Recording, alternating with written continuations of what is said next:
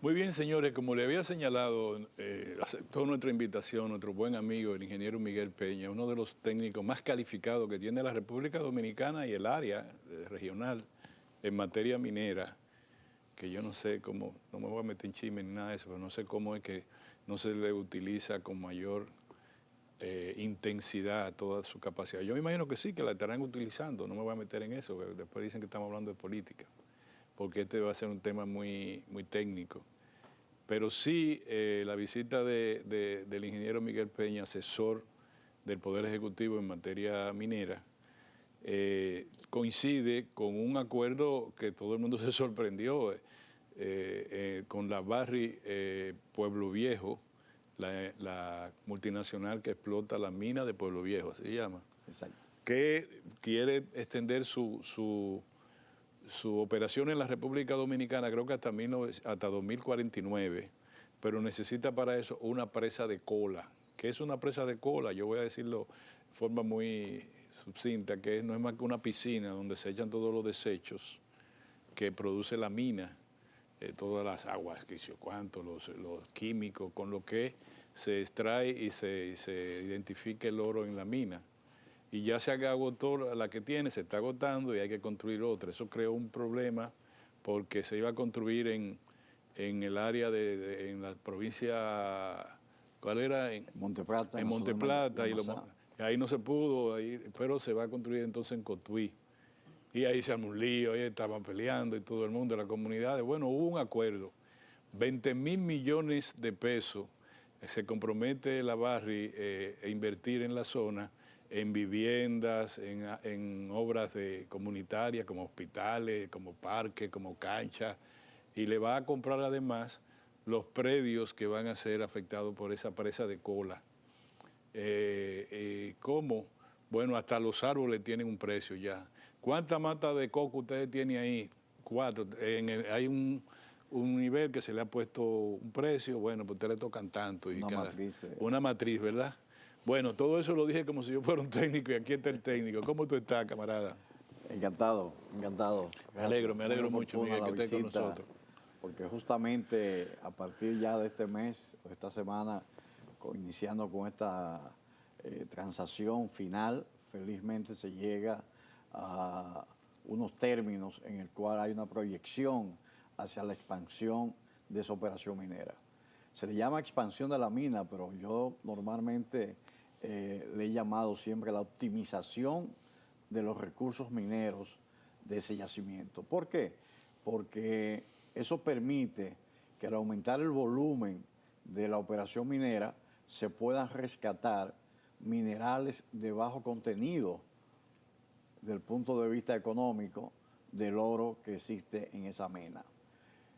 O se optimizan los recursos y eso da oportunidad a que esos recursos, mineral de baja ley, que le llamamos baja ley al contenido de mineral por tonelada, más el mineral de alta ley, se pueda hacer una adecuada mezcla para que se recuperen entonces y se procesen otros 15 millones de onzas de oro. Eso le da la oportunidad al país de aumentar sus reservas en oro, de aumentar sus ingresos por los próximos 15 años. Con los niveles de oro que hoy en día tienen los precios del oro, $3,000, $3,200, y hay quienes proyectan $5,000, es necesario que el país cuente con esas facilidades y pueda optimizar esa reserva minera. Al día de hoy el oro ya superó a la moneda europea. Bueno, como moneda, como valor de reserva. Sí, porque está en segundo. Primero el dólar y después el oro, y no el euro. Exacto. El euro fue llevado a un tercer lugar como moneda de referencia, de reserva, o sea, de reserva a nivel mundial. Imagínate lo que eso significa. Por eso que está por encima de los $3,000 la onza Troy. Sí, las proyecciones son, hay algunos que dicen que son $5,000. Esta mañana justamente mi señora me comentaba eso. Y yo le decía, mira, cuando nosotros negociamos, a nosotros nos tocó la oportunidad de ser que renegociáramos la privatización, la apertura de lo que fue el yacimiento de Rosario Dominicana, cuando pusimos a licitación ese yacimiento, buscando un operador, porque el Estado sigue siendo el dueño de ese yacimiento, no solamente por ley, sino porque era un activo del Banco Central. Nosotros licitamos con unos valores de oro a 185, 250 dólares. Me inventé una fórmula en la negociación, en los términos de referencia, y era que una fórmula logarítmica que era compartir ganancias extraordinarias. Partiendo de un precio base, hicimos una fórmula logarítmica que según aumentaban los precios del oro, se compartía entre el propietario, Estado Dominicano, y el operador.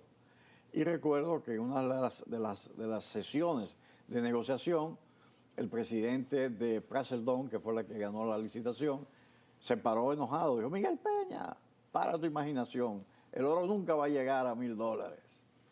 Y ahí tuvimos que ponerles, en 1.250 dólares, tuvimos que ponerles un cap, un ceiling, un tope a esa fórmula, donde se maximizaba hasta un 25% el compartir las ganancias extraordinarias. Entonces, toda esa sumatoria da el orden de un 51 o 52% los beneficios del Estado Dominicano. Pero esa fórmula hoy, a $3,000, quizás anduviéramos por los 70 o 60% para beneficio del Estado Dominicano. Pero no se aplicó la fórmula entonces. Sí, pero tiene un techo, y el techo es hasta $2,000, $1,850, llega a un tope que es el 25% de compartir el beneficio de ganancia extraordinaria al Estado Dominicano. Bueno, ahora yo creo que tú me hables del acuerdo que se llegó con Barrigol, porque de repente ya nosotros, todo el mundo estaba procurando la cabeza de nuestra buena amiga Juana, la presidenta de Barrigol. De Barrigol, porque ya que los campesinos que estaban abusando con la guardia, de repente lo veo todos reunidos, sentados y diciendo todo está bien.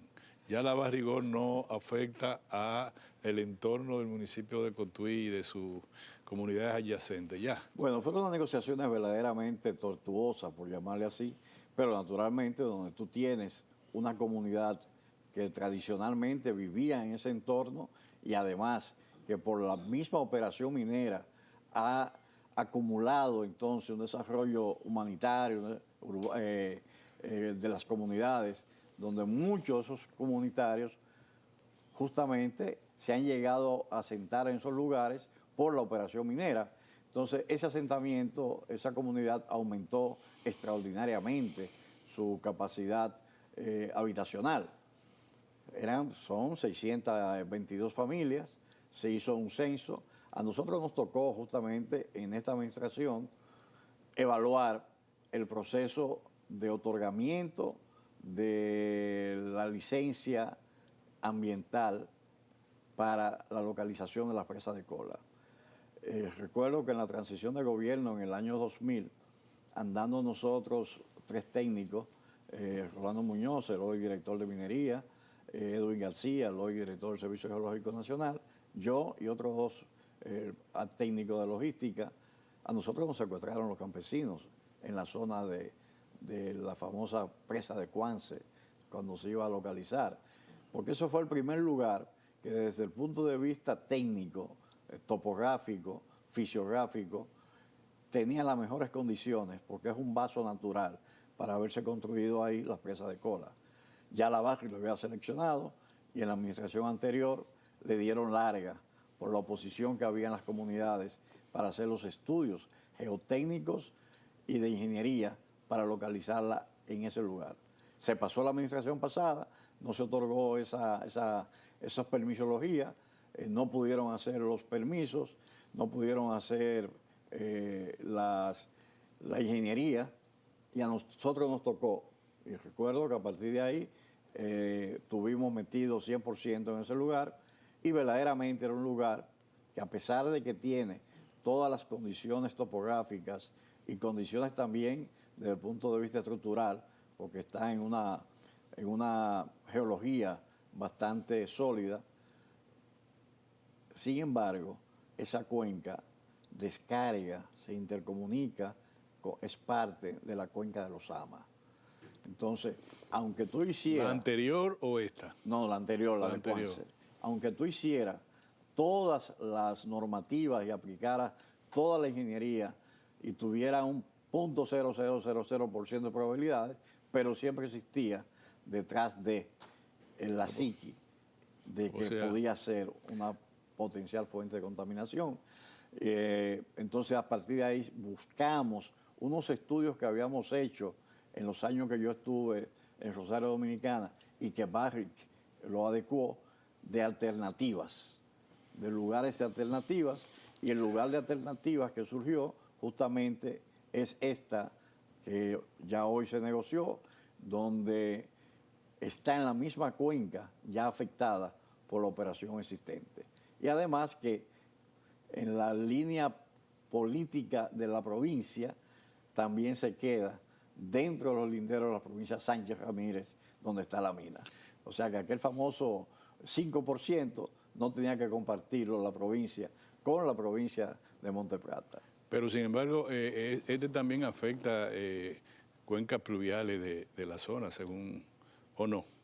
O ya no la afecta a partir de los 20.000 millones. Ya a partir de los 20.000 millones se busca la ingeniería. Se busca la ingeniería. No, lo que sucede es, todas las cuencas, en nuestros países tropicales mucho más todavía, pero todas las cuencas, definición per se de cuenca, es una topografía en el cual existen unas condiciones orográficas donde de forma natural es el drenaje de esas condiciones topográficas.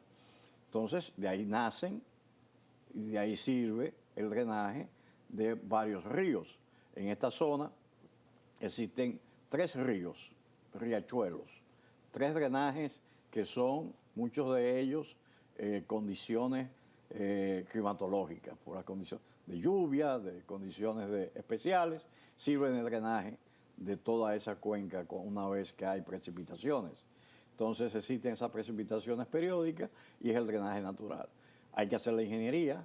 Barrick está atrasada en su plan de trabajo, justamente por las negociaciones. Es una cuenca bastante amplia. Parte de ella ya está siendo impactada por la presa existente, de manera tal que la ingeniería puede solucionar todos los que sean los drenajes, porque actualmente sucede por igual. Entonces, era necesario construir una infraestructura donde no solamente se le diera almacenamiento a los yacimientos existentes, sino también desde el punto de vista de operación, cuando se hace el descapote, como yo le llamo optimización de recursos, hay que sacar por esos minerales de baja ley, hay que combinarlos con los minerales de alta ley. Por consiguiente, en ese descapote hay que sacar mineral que no tiene contenido económico. Por cada tonelada de mineral para procesamiento hay que sacar 2.5 o 3 toneladas de mineral sin contenido económico, pero que tiene las condiciones mineralógicas donde hay piritas, calcopiritas, que son minerales que aunque no tienen valor económico, pero tienen la química de que esos minerales con el agua se descomponen y producen aguas ácidas.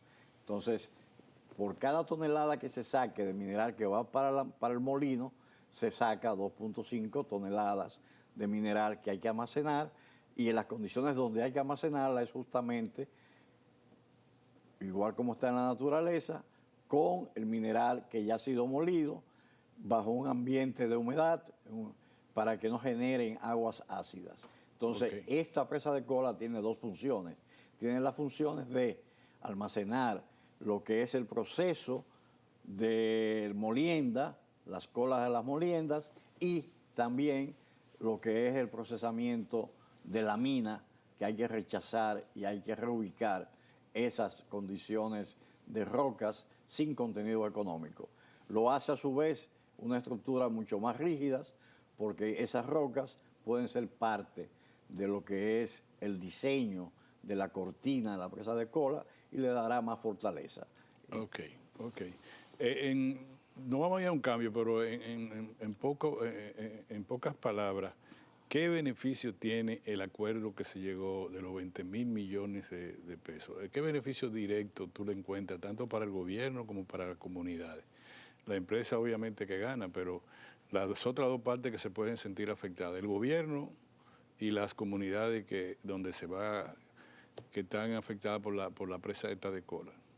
Sí, eso es un tema muy importante porque justamente existe ya una referencia mundial en el campo de la minería y de la ingeniería, donde el Banco Mundial, a través de la Corporación de Fomento, el CFI, de inversión, y también existe un simposio, un acápite internacional de asociación de compañías mineras y también de ingeniería, donde hay unos códigos especiales.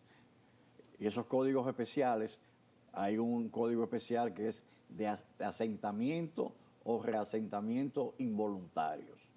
Entonces, en esos códigos se establece una serie de condiciones socioeconómicas y humanas donde no se puede reasentar ninguna familia que no tenga en su nuevo lugar una mejor capacidad para su futuro económico y sus condiciones humanas. Ok. Bueno, parece que va a ser bueno el acuerdo, eso es lo que creemos. Sí, bueno, naturalmente, una zona como esa, tan amplia, con tanta variedad de agricultura, uno de los puntos más difíciles es, número uno, la siembra del cacao. Afortunadamente para el país también y los cosecheros, el precio del cacao está como el oro. Sí. Entonces, eso fue uno de los puntos que hizo que estas negociaciones tomara tanto tiempo y a la vez aumentara trasladar esa finca, ¿verdad? Su presupuesto. Esa finca de cacao, ¿dónde trasladarla? ¿Dónde pagarla? ¿Cómo compensarla? Hay fórmula en ese mismo manual de asentamiento, hay fórmula de cómo debe evaluarse cada matica, no solamente de cacao, sino de todas las agriculturas que hay ahí en la zona. Qué bien, qué bien. Vámonos a un cambio, porque yo quiero enseñarle esto. Perdónenme, comadre. Ustedes ven esto. Miren a ver si me pone esto. Esto parece una de las piedras que usábamos en el Liceo Juan Pablo Duarte, pero no. Esto le llaman, esto es tierra rara. Esta viene de Chile. Miguel la trajo en un viaje reciente. Pero me dice, ¿cuánto es el valor de qué? De una...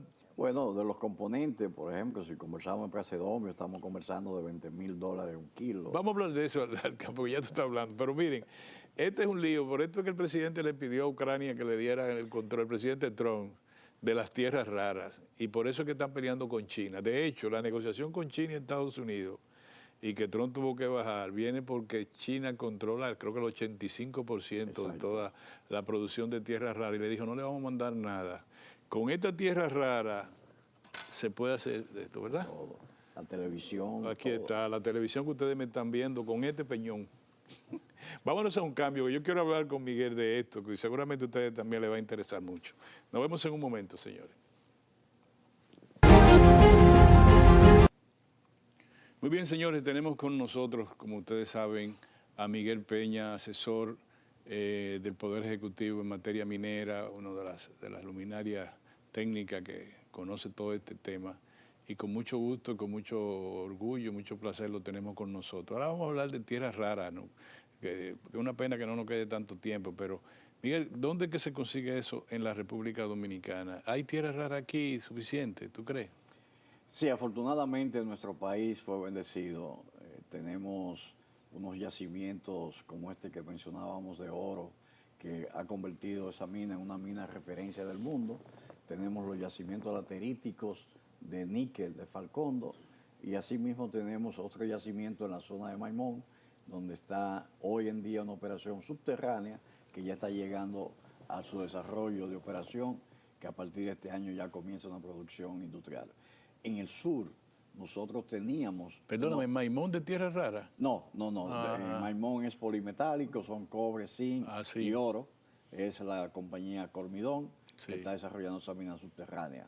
Comenzó como una pequeña mina a cielo abierto y ya es una mina subterránea. En el sur, naturalmente, conversando de lateritas, tenemos la laterita, que son la descomposición de esas rocas volcánicas primarias, donde por el intemperismo y por los efectos químicos se convierten en una laterita, se convierte en unas tierras, por eso le llaman tierras raras, porque es una tierra de color óxido, donde están ahí hoy en día los 17 elementos más importantes que hay en la humanidad. en esta transición energética, sin esos 17 elementos, fuera casi imposible llegar al nivel de desarrollo que tenemos hoy en día. En el sur teníamos una operación de exportación por parte de la Alcoa de los años 50 de las lateritas de bauxita. La bauxita es un óxido de aluminio donde en aquella operación que tenía Alcoa se exportaba para fines industriales, para la bauxita, el aluminio contenido en ella. En los últimos años, a través de investigaciones que se han hecho, se ha descubierto de que esas bauxitas lateríticas cársticas contienen esos elementos de tierras raras. A nosotros nos tocó igualmente revisar lo que se había hecho en la administración pasada de un decreto presidencial para hacer una reserva fiscal para que el Estado Dominicano, a través de unos estudios de investigaciones que hizo el Servicio Geológico Nacional con una universidad de España y con fondos del MESI, iniciaran esas investigaciones. Pudimos retomar ese proyecto en esta administración y a través de unos convenios que se hiciera con la Embajada Americana, el US Corps, en esa primera misión del US Corps, se determinó de que existen suficientes anomalías, suficiente volumen para llevar a cabo una evaluación económica de ese yacimiento. Y hoy en día tenemos el yacimiento que le llamamos Ávila Pedernales, donde el presidente Luis Abinader, en la visita del canciller Rubio, a consecuencia de la política que ha llevado el presidente Donald Trump, de las necesidades que tiene los Estados Unidos para poder satisfacer su demanda industrial, y no tienen operación más que una operación en Mountain Pass, California, que está recuperando nuevamente, porque China controla el 85% y en algunos de los casos en minerales refinados de esos 17 elementos, que es la familia de los lantanoides. En esos elementos China controla el procesamiento final. Entonces nosotros, como lo anunciara el mismo canciller Rubio, somos dueños de esos yacimientos, hay que evaluarlo y tenemos que definir a lo que yo he llamado un operativo fast track, o sea, una operación de evaluación rápida, porque este es el momento. Una pregunta, ¿es en Pedernales? ¿En qué parte de Pedernales? ¿Llega a Haití? ¿Ese yacimiento se comparte con Haití? Tú sabes que la geología no tiene una definición de una línea política. La geología es una, vemos toda la geología de la Hispaniola y vemos cómo el sistema de montaña nuestro atraviesa toda la formación de la isla, y tenemos la continuidad de la cordillera central, la cordillera norcentral y también la cordillera sur, que van todo lo largo de la Hispaniola. Existía una operación minera en Haití de unos yacimientos lateríticos para Lúmina. Aquella operación la dirigía una compañía, esta de aquí Alcoa, y aquella de allá la dirigía la Reynolds. Y también otros países de otras islas del Caribe, como Jamaica, tienen ese mismo tipo de formación geológica, y ahí en Haití puede existir. No se ha evaluado, pero tiene el potencial de que haya una continuidad de esos valores que están en la zona, como tú decías. ¿En qué lugar? Está justamente en la parte de la montaña, en la parte de Bauruco, en la zona noroeste, está la zona de Ávila. Es parte de ella, fue operación minera en la concesión de Alcoa, de las bauxitas de exportación. Por consiguiente, es una operación totalmente aislada de cualquier otra actividad económica que puede desarrollarse. Incluyendo el turismo por ahí, no lo va a afectar, ¿no? O sea que hay una división, estamos importante, como a 20 kilómetros de lo que es la línea costera para el potencial de desarrollo turístico. Si tú comparas oro con tierras raras, ¿cuál tendría más valor dentro de 10 años? Bueno, no solamente dentro de 10 años, hoy en día, cualquiera de estos elementos, de esos 17 elementos que contiene los lantánidos, uno de esos elementos refinados cuesta $20,000 un kilo. O sea que el valor económico es incomparable. y el futuro que hay es todavía mayor, tanto así que toda la geopolítica de los Estados Unidos, la política de aranceles del presidente Donald Trump ha servido justamente, número uno, para apaciguar la guerra con Ucrania, y segundo, también asimismo, hoy es una noticia, finalmente los Estados Unidos y China llegan a un acuerdo de aranceles justamente basado en las tierras raras. Esa fue la presión que tuvo Trump, las tierras raras, sí. Bueno, nos quedan unos minutos. Tierras raras, ¿tú crees que el déficit, todo lo demás, aquí tú tienes algo? ¿La tierra rara es el futuro dominicano, a tu modo de ver? Sin lugar a dudas, no solamente por el volumen que podamos tener, sino por la posición geográfica que tenemos y además el posicionamiento geopolítico que estás definiendo hoy en día. Toda lo que es la política de los países industrializados. Ahora mismo estamos muy cerca de Estados Unidos. Acabo de venir fui invitado a dar una conferencia, a ser parte de la conferencia en Europa sobre el destino de la economía de Europa y los elementos de tierras raras. O sea que es a nivel universal. ¿Y esa obra que tú tienes? Yo estoy ahora mismo, quiero presentarte, dando ya los lineamientos finales a este handbook que estamos desarrollando bajo mi título. Soy autor de este handbook sobre tierras raras. Voy a ponerlo en circulación ahora para la Feria del Libro. Tiene que invitarme. Pero claro que sí, ¿no? Y vendremos a explicar eso. Y este es el destino de la economía dominicana y geopolítico. Está justamente en estos elementos. Yo aconsejaría a los estudiantes, a universitarios, a los periodistas, a los técnicos en otras materias, que comencemos a aprender lo que es tierra rara, porque eso vamos a oírlo hablar en gran parte ya del resto de nuestros días. Nuestra economía va a depender de la geopolítica dominicana. Sí, va a depender de eso. Porque estamos conversando de semiconductores, estamos conversando... Mira, esta es una muestra de lo que es el carbonato final, el concentrado de esos elementos que contenidos en los lantanoides, donde tú sacas este concentrado y ese concentrado entonces es refinado y convertido en metales. Un kilo de eso son $20,000. O sea y yo no encontraría eso en el patio de mi casa. En el minuto, nos queda 1 minuto y medio. Nada más dime qué vamos a hacer con Pedernales y el yacimiento de oro que hay ahí. Lo dejamos ahí adentro porque no, Pedernales, Pedernales, San Juan. En San Juan. Bueno, también, perdón.